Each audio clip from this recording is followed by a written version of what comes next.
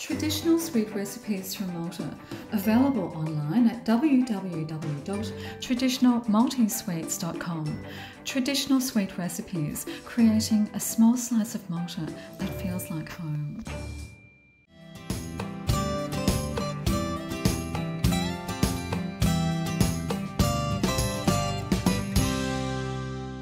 Merħba lura fil-programm Maltese DownUnder u fit-taqsima li jmiss il-kollega tiegħi Mark Avellino ser laqana mat-tabib Parnis li għal dawn l-aħħar snin għamel żmien fid-direzzjoni tal-Assoċjazzjoni Medika Awstraljana. I graduated in 1992 from the University of Melbourne and over a period of, goodness me, almost 20 years, I became a consultant emergency physician.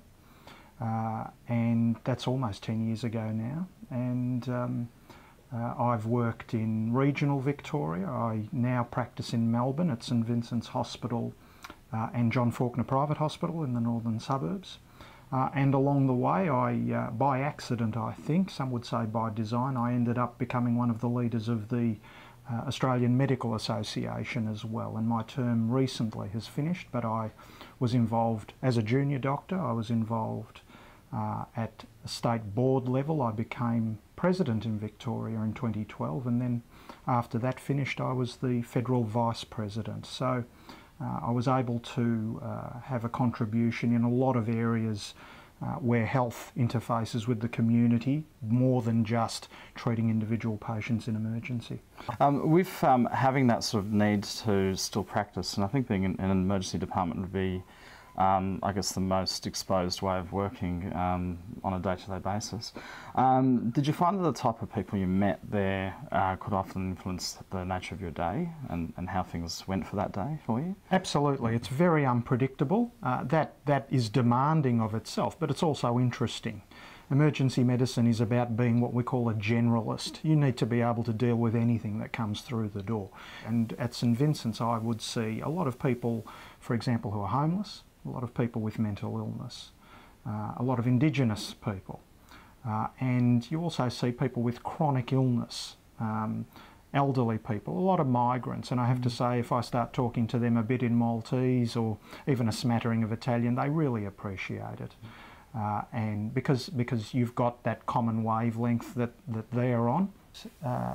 The history of my family is that my father, at the age of 18 in 1964, migrated here with one of his brothers, and within the space of a few years the rest of their very big family migrated here.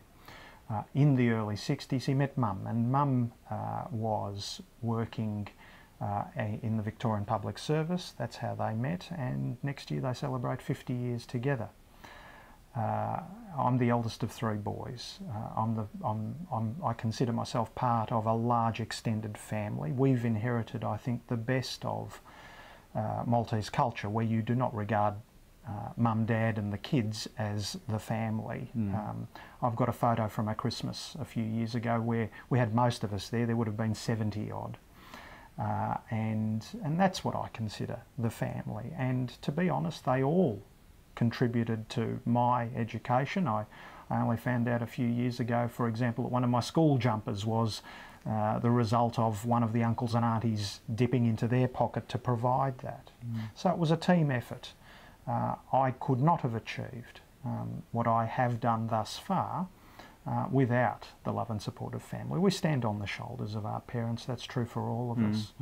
And so often in my work I see people who suffer mental illness or a lack of education or a criminal history because they haven't had the love and support of family. So in that regard I've had everything I've needed. But when you're treating patients, and you know, occasionally you might hit elderly Maltese patients, do you find that the simpatico almost is a little bit different to other patients, or is it just the same, you know, the way that you kind of can interact with them and understand the way the questions they might ask or the needs that they may have? I think it's a balancing act, I must say, because you recognise the surnames, of course.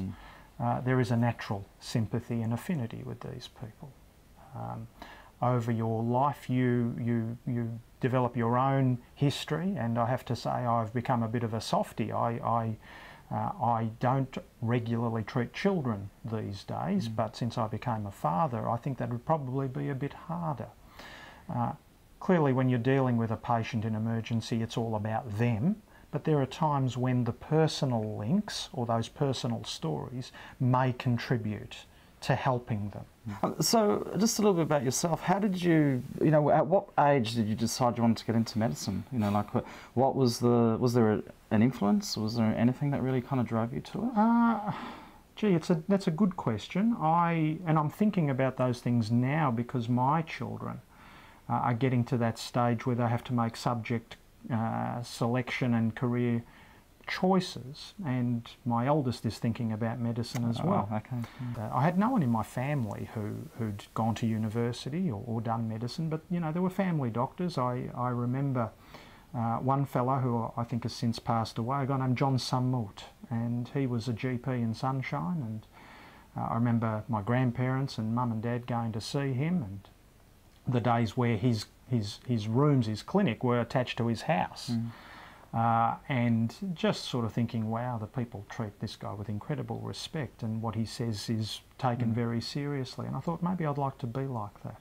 Medicine's a long haul. I started at medical school in 1987, and I didn't finish my specialist training until 2007.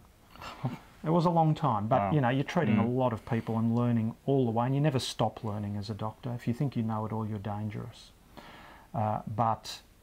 I've had an amazing journey. I'm glad I've got the skills I've got. I'd like to think that if someone is doing their best to die and they're in a resus bay and it's not their time, because we all have our time, that me leading that team is a cause for reassurance for them and their family rather than a cause for concern.